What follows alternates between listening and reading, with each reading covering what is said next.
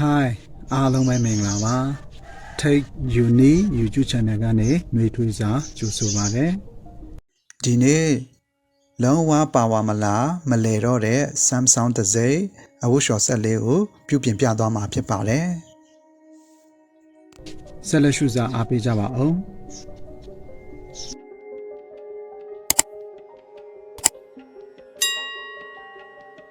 ဒီမှာအဝတ်လျှော်ဆက်လေးတစ်လုံးရှိပါတယ်လုံးဝပါဝါမလားလုံးဝမလဲဘူးဖြစ်ပါတယ်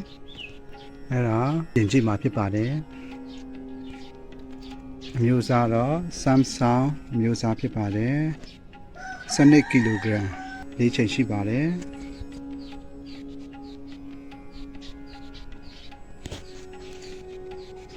ဒါတော့ရေအဝင်ဘားဖြစ်ပါတယ်ရေဝင်ဘားကရေအားလျှော်တဲ့ဖက်ရဲ့ညစ်တဲ့ဖက်ရဲ့ရေကိုဟိုဘက်ဒီဘက်လှည့်လို့ရပါတယ်ဒါကတော့လျှော်တဲ့တိုင်မာဖြစ်ပါတယ်ဒါကတော့ဟိုလျှော်တဲ့အခါရိုးရိုးလျှော်မလားအများကြီး heavy လျှော်မလားဆိုတာရွေးဖို့ဖြစ်ပါတယ်ဒါကကြတော့ရေစင်းဘားခလုတ်ဖြစ်ပါတယ်ဒါကတော့ရေစင်းဘားခလုတ်ဖြစ်ပါတယ်ဒါကတော့ဒီညစ်ကန်တိုင်မာဖြစ်ပါတယ်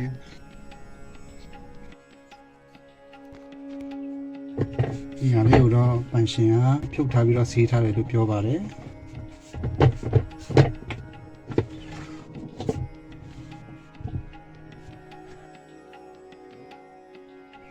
ညစ်ကန်လေးကိုဖွင့်ကြည့်အောင်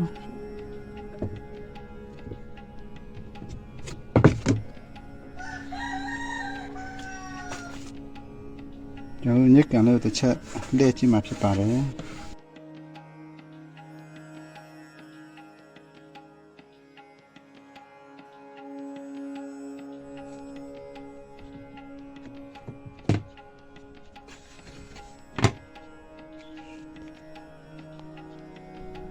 ဒီ model ကတော့ WT 12J4200MB ဖြစ်ပါတယ် Made in China လို့ရေးထားပါတယ်ယူရီးယားစာလုံးတွေရေးထားပေမဲ့ Made in China လို့ရေးထားပါတယ်ဒီအဝတ်လျှော်ဆက်ဘာဖြစ်တာလဲဆိုတာကိုသိရဖို့ကျွန်တော်ဖြုတ်ကြည့်မှာဖြစ်ပါတယ်ဟိုနောက်ဖုံးလေးကိုဖွင့်ကြည့်မှာဖြစ်ပါတယ်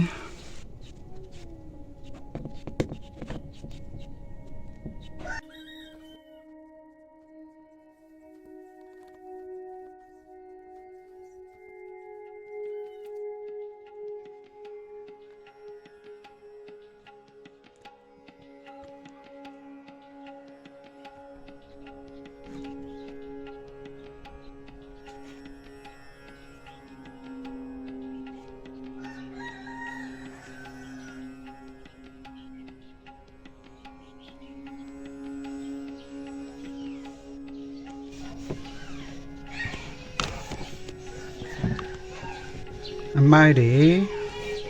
ရိုးတွေတော့တွေ့ရပါတယ်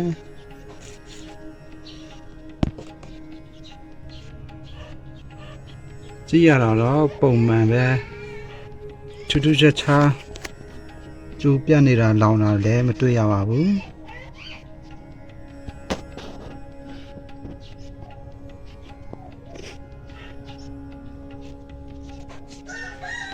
အထဲမှာအရိုးတွေအမိုက်တွေတော့တွေ့ရပါတယ်။ဒါတော့ရေဆွဲပါ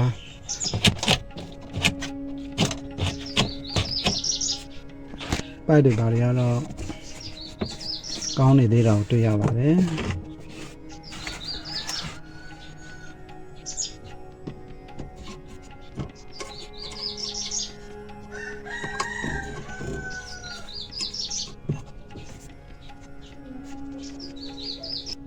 ဘာကြောင့်ပါဝါမလာတာလဲဆိုတာကိုမီးကြိုးတွေကိုလိုက်စစ်ကြည့်မှာဖြစ်ပါတယ်ကျွန်တော်ဒီအပေါ်ဖုံးလေးကိုဖြုတ်ကြည့်မှာဖြစ်ပါတယ်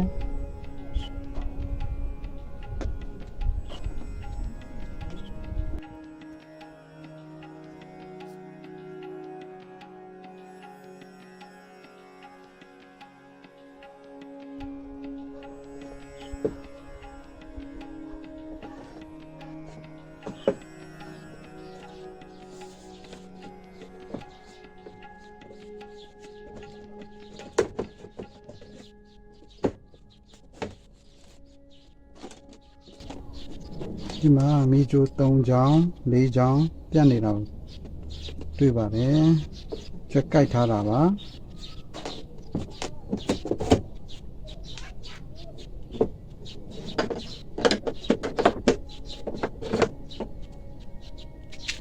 တော့ဒီမီဂျိုတွေကိုပြန်ဆက်ပေးရမှာဖြစ်ပါတယ်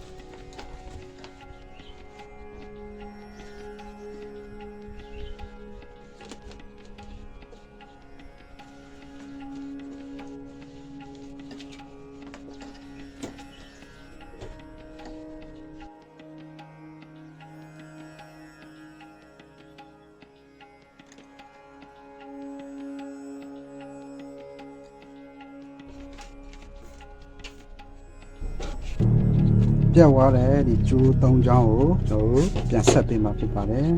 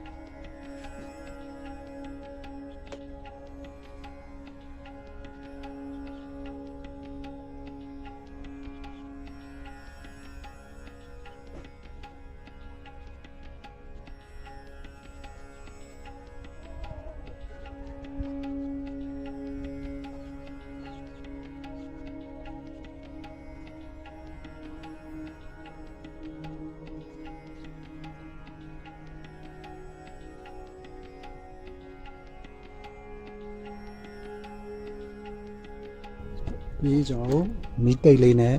ပြန်ကပ်ပေးလိုက်မှာဖြစ်ပါတယ်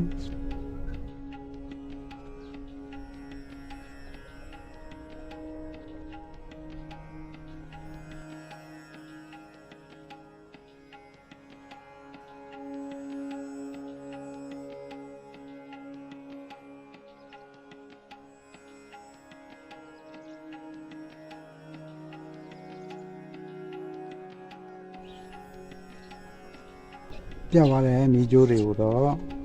သူ့အယောင်လိုက်ပြန်ပြီးတော့ဆက်ပေးလိုက်ပြီးဖြစ်ပါတယ်ကျိုးပြတ်သွားတာ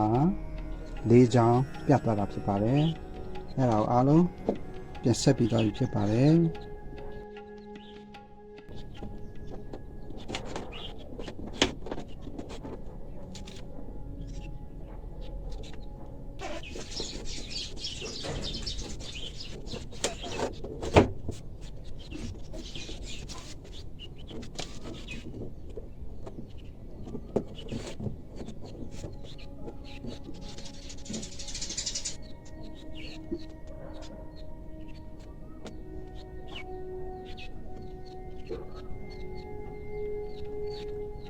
ဒါကတော့သူရဲ့ fuse လေးပါ AC အဝင် fuse လေးဖြစ်ပါတယ် fuse ကောင်းမကောင်းလဲကျွန်တော်တို့မီတာလေးနဲ့ထောက်တိုင်းကြည့်မှာဖြစ်ပါတယ်ကျွန်တော်မီတာကိုအတမီစကေးမှာထားလိုက်ပါမယ်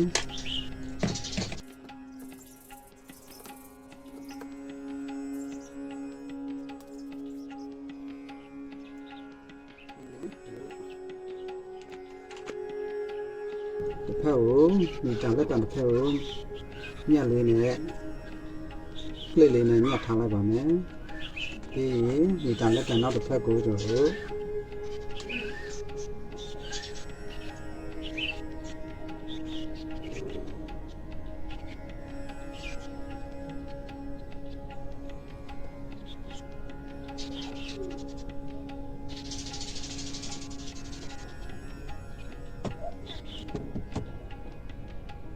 တမ်းမမီပါဘူး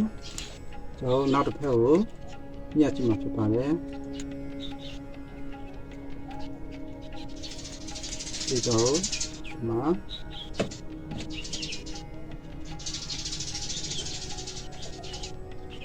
ဆိုရင် fuse ကတော့ကောင်းနေပါသေးတယ်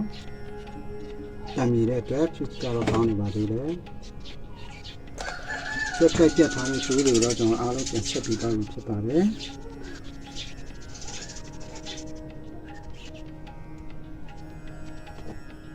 တခြားဘာ error ရှိသေးလဲဆိုတာတော့ထပ်ပြီးတော့စစ်ဆေးကြည့်ရမှာဖြစ်ပါတယ်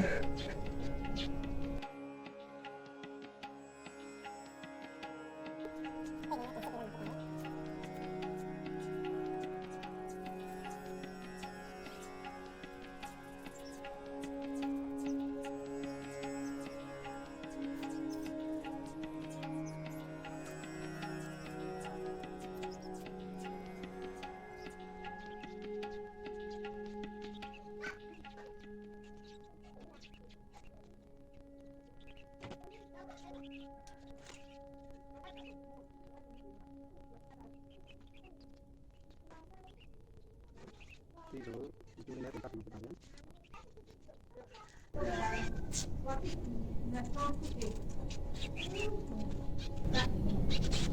ဒီပုံမှာလည်းကျွန်တော်တို့ကျိုးလေးနဲ့ပြန်ချီပြီးပြန်ထုံထားပေးမှာဖြစ်ပါတယ်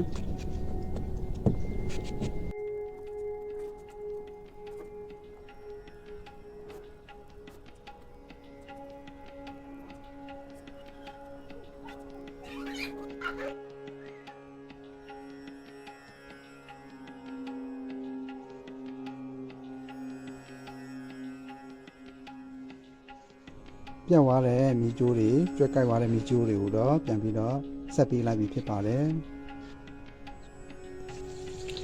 အထက်ကအမိုက်တွေအရိုးတွေကိုတော့ကျွန်တော်ကောက်ထုတ်ပေးလိုက်မှာဖြစ်ပါတယ်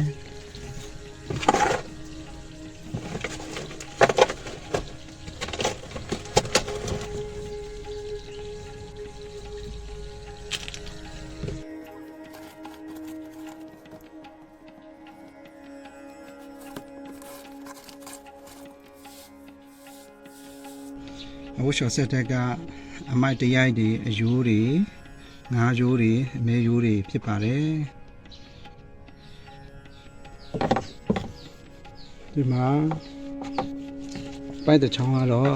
ကျွတ်ကိုက်ထားတယ်ထင်ပါတယ်ဒီမှာချောင်းတော့ကျွန်တော်ပြန်ပြီးတော့အစားထိုးပေးရမှာဖြစ်ပါတယ်ဒီလိုမျိုးဒီလိုအောက်မှာထောက်ထားတဲ့ပိုက်ချောင်းဖြစ်ပါတယ်ပြန်လဲပေးရမှာဖြစ်ပါတယ်ဒါကတော့အစ်စ်လဲပေးရမှာဖြစ်ပါတယ် ဒါကတော့ Samsung အမျိုးအစားအဝတ်လျှော်ဆက် manual အဝတ်လျှော်ဆက်နှစ်ကန်ပါတဲ့အဝတ်လျှော်ဆက်ဖြစ်ပါတယ်ဒီဘက်ကတော့ဒီဘက်မော်တာလေးကတော့ညစ်ကန်မော်တာလေးဖြစ်ပါတယ် spin timer ညစ်ကန်မော်တာဖြစ်ပါတယ်ပြီးတော့ဒီဘက်ကကျတော့ဒီဘက်ကမော်တာလေးကျတော့ဒါ shotgun washing မော်တာဒါမှမဟုတ်ရင် shotgun မော်တာလေးဖြစ်ပါတယ်ပုံစံကတော့တခြားဒီပိုက်တွေသူ့ရဲ့ဖွဲ့စည်းတည်ဆောက်ပုံကတော့တခြားအဝတ်လျှော်ဆက်တွေနှကန်အဝတ်လျှော်ဆက်တွေနဲ့တူတာကိုတွေ့ရပါတယ်ဒီပိုက်အရွယ်စားတွေဒီရေဆွဲပါပုံစံတွေဒီပိုက်အရွယ်စားတွေကတပုံစံတဲ့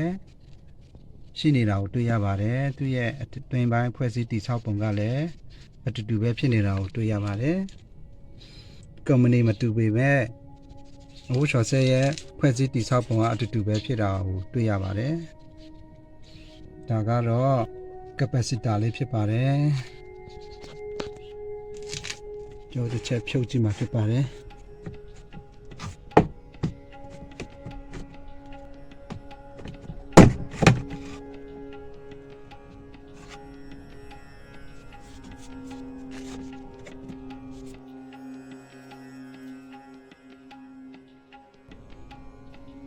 capacitor နှလုံးပါပါတယ်တစ်လုံးကတော့ 4.2 microfarad ရှိတယ်900 volt AC ဖြစ်တယ်နောက်တစ်လုံးကျတော့15 microfarad 500 volt AC ဖြစ်ပါတယ်2021တုန်းကထုတ်လုပ်ထားတာကိုတွေ့ရပါတယ်ဒီအဝတ်လျှော်ဆက်လေးကcapacitor မကောင်းတော့တာဖြစ်ပါတယ်။တို့ capacitor ကိုအသစ်လဲထားပေးတာဖြစ်ပါတယ်။တို့တန်ရှင်လေးပြန်လုပ်ပေးနေတာဖြစ်ပါတယ်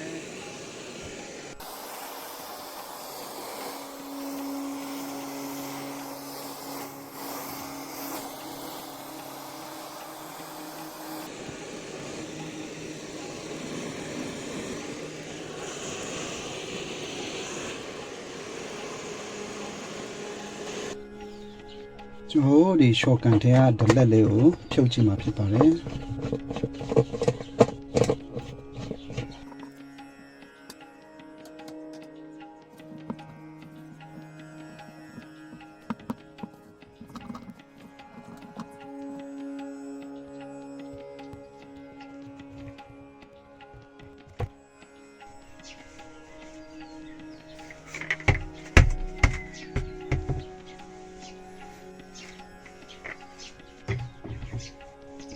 တို့ shotgun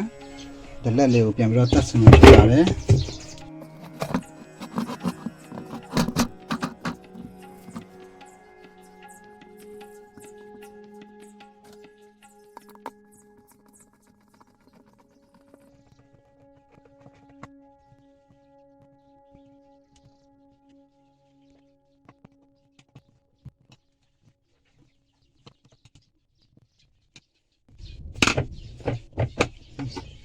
မြဲသွားပြီလို့ယူဆပါတယ်ကျွန်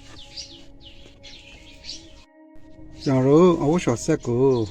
ပြန်လည်ပြုပြင်ပြီးသွားပြီဖြစ်တဲ့အတွက်ကြောင့်မလို့ကျွန်တော်တို့မီဂျိုလေးထိုးပြီးတော့စမ်းလေကြည့်မှာဖြစ်ပါတယ်ကျွန်တော်ဒီကိစ္စမီဂျိုပလတ်ထိုးလိုက်ပါပြီပြီးကျွန်တော်တို့ရှော့ကန်ကိုလေကြည့်မှာဖြစ်ပါတယ်ကျွန်တော်ရှော့ကန်တိုင်မှာကလုတ်လေးကိုဖွင့်ကြည့်ပါမယ်လဲပါတယ်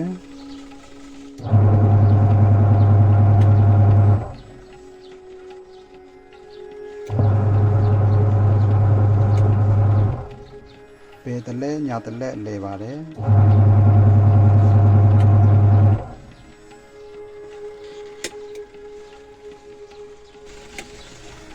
အဲဆိုရင်shotgun တော့အဆင်ပြေသွားပြီဖြစ်ပါတယ်။ဒီကန်တိုင်မှာကိုဖွင့်ကြည့်မှာဖြစ်ပါတယ်။ကျွန်တော်ဒီကန်တိုင်မှာကိုဖွင့်လိုက်ပါမယ်။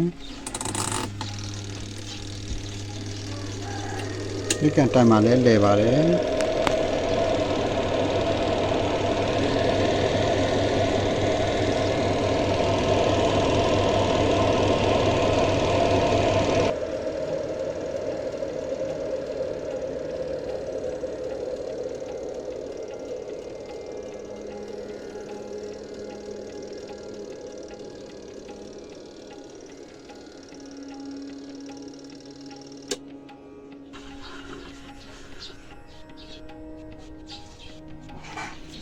ဒါဆိုရင်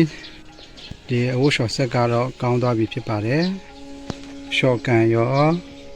ညစ်ကန်ရောအဆင်ပြေသွားပြီဖြစ်ပါတယ်နောက်ကဖုံးလေးတွေကိုပြန်ပြီးတော့တပ်ဆင်ပေးလိုက်မှာဖြစ်ပါတယ်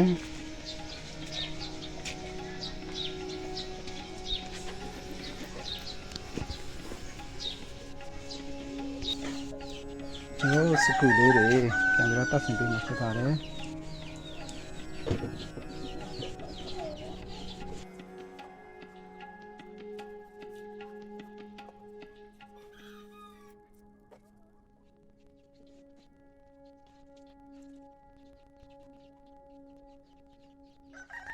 ပြီးရင်ကျွန်တော်တို့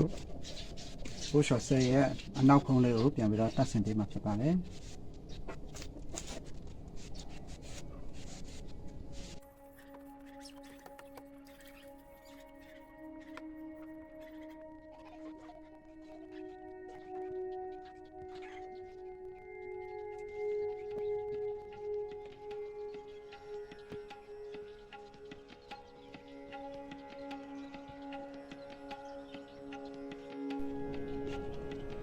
ကျွန်တော်တို့ပြန်ပြီးတော့တက်ဆင်ပြီးသွားပြီဖြစ်တဲ့အတွက်ကြောင့်မလို့အခုတစ်ထည်လောက်စမ်းပြီးတော့လျှော်ခြင်းမှာဖြစ်ပါတယ်ကျွန်တော်တို့ပလက်ဂျိုလေးတတ်ထားလိုက်ပါပြီ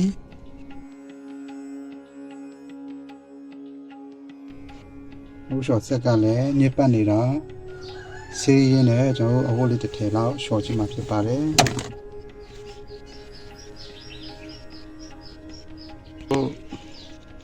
ရေဖြည့်လိုက်ပါမယ်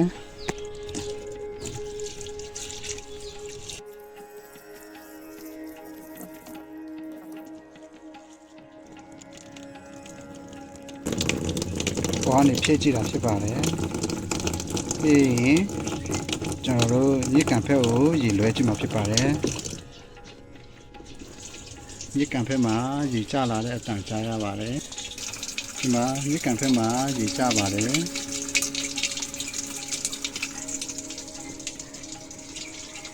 ဆိုရင်ကျွန်တော်တို့ရှော့ကန်ဖက်ကိုပြန်လှည့်ကြည့်မှာဖြစ်ပါတယ်ကန်ဖက်ပြန်လဲလိုက်တော့ရှော့ကန်ဖက်မှာဒီကျလာတာဖြစ်ပါတယ်။ဟိုဆက်ပြရည်လေးထည့်လိုက်ပါမယ်။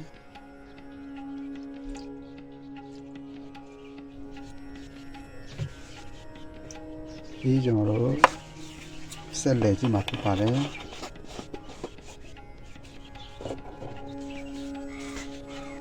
ကျွန်တော်ရှော့တဲ့တိုင်မှာလေးကိုလက်ကြည့်လိုက်ပါမယ်9မိနစ်လောက်မှထားကြည့်မှာဖြစ်ပါတယ်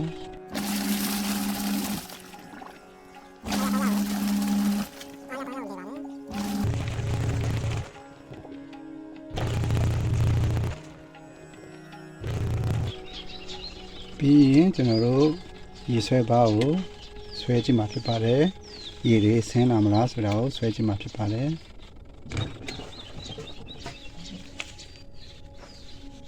ရေတွေဆင်းလာပါတယ်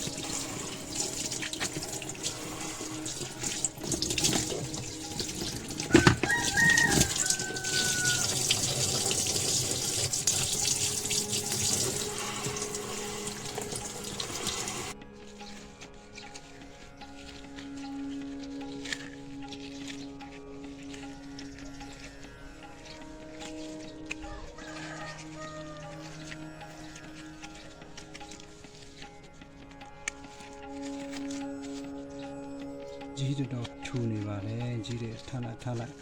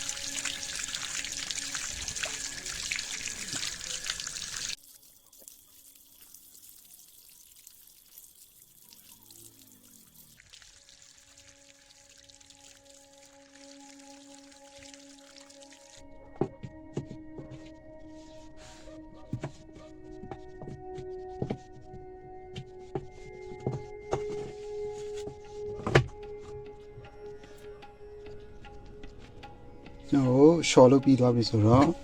ကျွန်တော်ဒီတစ်ခါညစ်ကြည့်မှာဖြစ်ပါတယ်ကျွန်တော်ညစ်ကန်ထက်ကိုဝတ်ထည့်လိုက်ပါပြီကျွန်တော်ပြန်ပြီးတော့ပိတ်လိုက်ပါမယ်ပြီးအဖုံးလေးပိတ်လိုက်ပါမယ်ဖုံးလေးပိတ်လိုက်ပြီးတော့ကျွန်တော်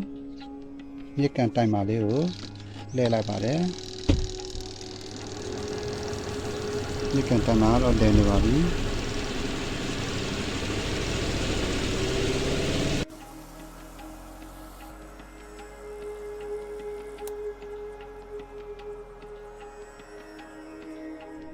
ဖုံးခွင့်လိုက်ပါမယ်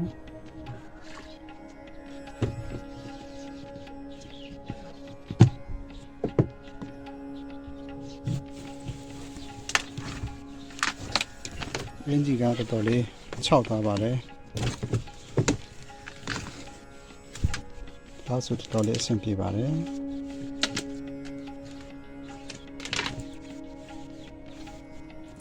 ဆိုရင်ကျွန်တော်ပြန်ပိတ်လိုက်မှာဖြစ်ပါတယ်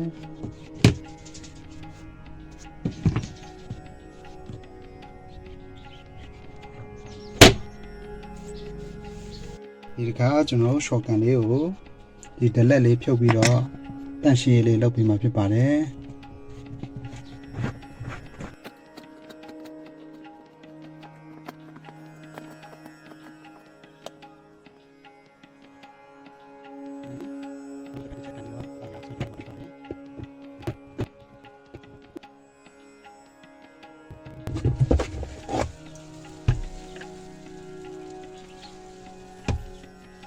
ကျွန်တော်ဒါကိုရေနဲ့စီးချမှာဖြစ်ပါတယ်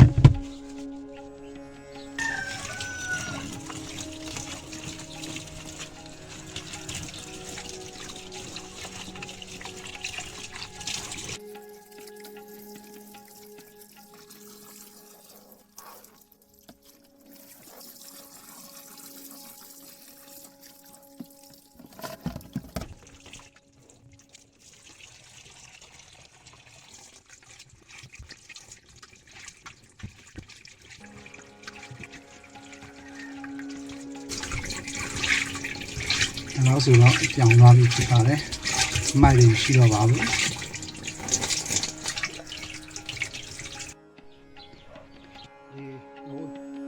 ဒီ Samsung တစ်စိမ်းအဝတ်လျှော်ဆက်လေးကတော့ပြုပြင်လို့ပြီးသွားပြီဖြစ်ပါတယ်။သူရဲ့အဓိကပြစ်ချက်ကတော့အထဲမှာဝါယာကြိုးတွေကျွဲကိုက်ပြတ်ထားတာရဲ့သူရဲ့ capacitor လေးကမကောင်းတော့တာဖြစ်ပါတယ်။အဲ့ဒါဝါယာကြိုးတွေကျွန်တော်ပြန်ဆက်လိုက်တယ်ပြီးတော့ capacitor လေးကိုလည်းလဲပေးလိုက်တာဖြစ်ပါတယ်အခုတော့အားလုံးအဆင်ပြေသွားပြီဖြစ်ပါတယ်အဝတ်ဆန်းပြီးတော့ရှော်ကြည့်တာလည်းအဆင်ပြေပါတယ်အဲ့တော့ဒါကိုကျွန်တော်တို့ပန်ရှင်လက်ထဲပြန်အပ်ပြီးတော့မှာဖြစ်ပါတယ်ဒီနေ့ကတော့ဒီလောက်ပါပဲလာရောက်ကြည့်ရှုအားပေးကြတဲ့မိတ်ဆွေများအားလုံးအထူးပဲကျေးဇူးတင်ပါတယ်နောက်ဗီဒီယိုတွေမှာပြန်လည်ဆုံတွေ့ကြပါစို့